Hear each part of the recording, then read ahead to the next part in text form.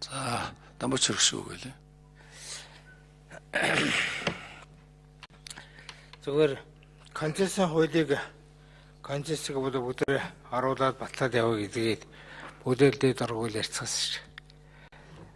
Засгийн газар ингээд татаад авсанд нь ойлгомжгүй байгаа тоххой. Өнөөдөр ингээд хэрэл урууд дээр оргуу ярьж байгаа нь засгийн газар концессийн хуулийг татж аваад эдийн засгийн байнгын оронд хэлцсэн шийдсэн шүү уг нь концесс төр. Концесс аваад яваа гэсэн. Зэгслэе гэсэн концессыг тэгтэл одоо засгийн газар бусаад авч байгаа нь их ойлгомжгүй байдаг. Энээс өнөөдөр юм ярьж байгаа юм яваад байгаа.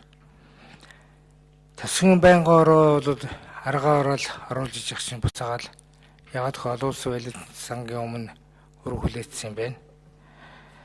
Тэгэхээр өнөөдөр бол төсвийн саналаар л хэдүүл явахгүй олон улсын байлын сангийн оруулсан сангийг одоо төсвийн олон улсын байлын сангийн тэр одоо тавьж байгаа шаардлагын биелүүлэх явах хэвээр аргагүй болов гэж бодож байгаа. Тэгэхээр дахиад биелж засгийн газрынхан оруулж ирээд болиулдаг, буцаагаа татдаг энэ юмнуудаа болох хэрэгтэй. Тэгээд энэний батаад явахаас өөр арга байхгүй хаа л гэж би бодож байгаа. Ямар яалтчгүй тэгээд төсвийн байнгын ороо бол оруулж иж байгаа юм байна. Манай хөрлөөлт даргаыг би л ойлгож байна.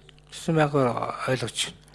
Энийг батлаад явахаас өөр арга байхгүй юм байна л би ойлгож байна. Тийм учраас энийг дэмжиж явъя гэж би гişүүдээ уриалах байна. За баярлалаа.